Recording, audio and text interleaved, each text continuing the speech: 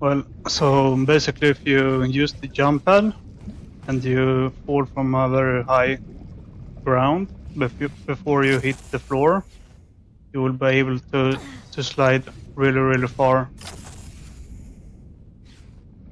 Make just with one slide. So that's a very long distance, but DM6 is quite easy to navigate. There isn't much like stuff that you can get stuck on, but it's really useful because when you're sliding, it's quite difficult for your opponent to hear you. So that can be a really good thing to use when you play duel, if you wanna be sneaky. So from here, you can go this far. So it's a matter of the height you're falling from. And the only thing you need to do is strafe, crouch, and push plus forward.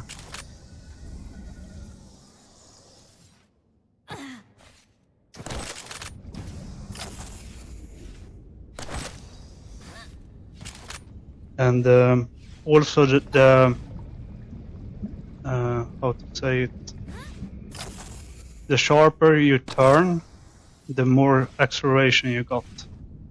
So instead of just going just forward like this, if you when you land, if you just strafe, you gain more acceleration from the start. But it might be harder to navigate doing it sideways.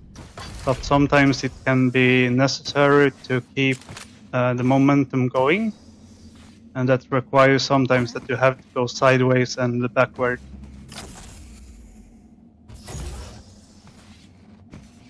So, for example, when people go up and take the mega, they usually do like this to be able to continue the slide. The problem with that, if someone is railing from rocket, you need to turn your back. So a better choice would be to jump up, then just strafe like this, and you gain the momentum. And you always have your crosshair and the visibility on your opponent.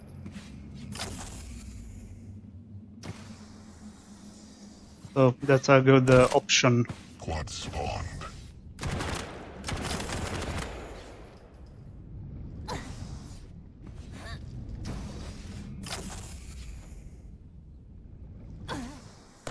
During Quake 4 you were able to hold crouch when you actually were in the air.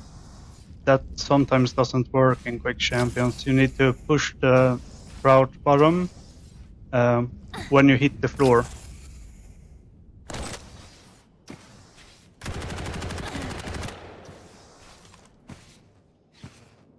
So the first jump is just basically when you stand still, you do a strafe jump to gain more momentum instead of just jumping like this. You need to strafe and turn between 90 degrees and 45 degrees and time that together with the strafe. And the same, you do the same thing with anarchy basically. The more snappy you can do it, the higher acceleration you will have, and the easier it is to continue the movement with a higher speed.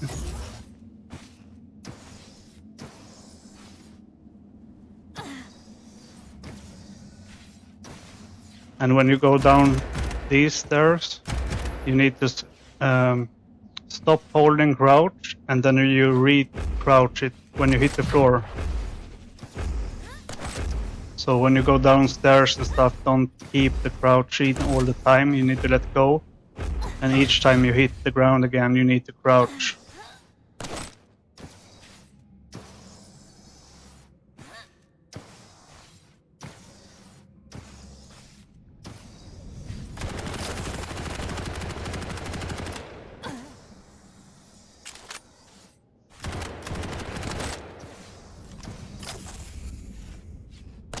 I don't think I know more tricks than that.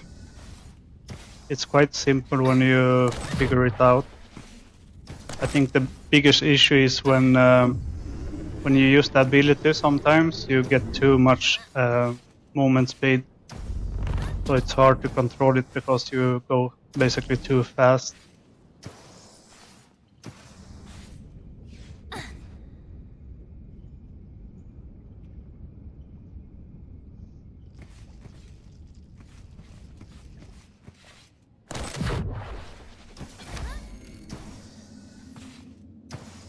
If you do this when you do the first, you also gain a lot more speed. So you just strafe the direction that you want to go. And you can continue with the second jump with a much higher acceleration. And that's usually the best option. And also it looks really weird from your opponent's perspective. So he won't be able to read where you're going.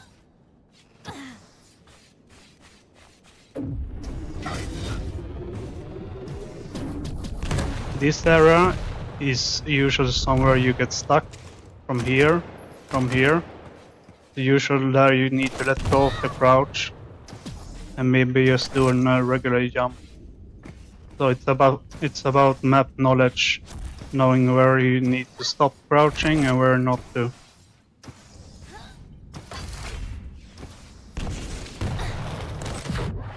Damage.